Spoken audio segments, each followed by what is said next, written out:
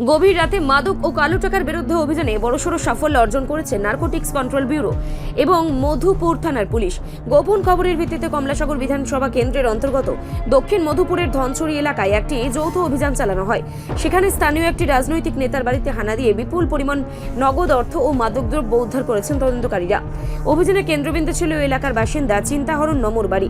Police ও NCB কর্মকর্তাদের দীর্ঘ তল্লাশিতে বাড়িটি থেকে নগদ 33,62,500 টাকা উদ্ধার করা হয়েছে।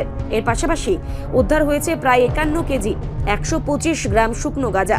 পুলিশ সূত্রে জানানো হয়েছে, সুনির্দিষ্ট তথ্যের ভিত্তিতে এই অভিযান পরিচালিত হয়েছিল এবং উদ্ধার হওয়া অর্থের পরিমাণ দেখে প্রাথমিক তদন্তে একে বড় কোনো মাদক চক্রের লাভাংশ বলেই ধারণা করা হচ্ছে।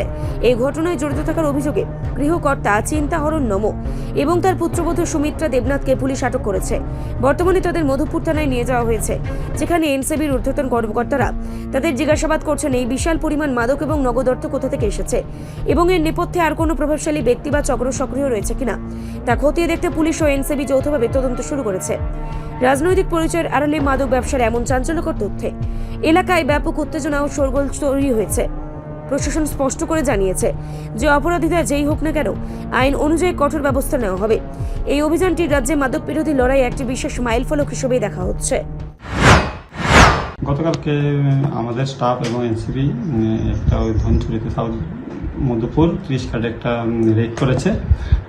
কম্বাইনলি বিএসএফও ছিল এখানে সঙ্গে। রেড করার পর একটা বাড়ি থেকে কিছু ক্যাশ এবং গাঁজা উদ্ধার করেছে। নগদ করেছে 33,62,500 টাকা। সঙ্গে গাঁজা ছিল 51 কেজি 125 গ্রাম। এই ঘটনায় কাউকে আটক করা গেছে? হ্যাঁ, একজনকে আটক করা হয়েছে। ওনার নাম হলো চিন্তাহরণ নমো। ওনার বাড়ি ওইখানে, ওনার বাড়ি থেকেই পাওয়া গেছে। সেখানে একজন মহিলাকে আনা হয়েছে দেখলাম।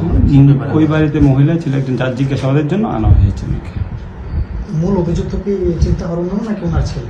চিন্তাহরণ নমো এবং সাসপেক্টেড ওনার ছেলে একজন আছে, প্রসেনজিৎ নমো।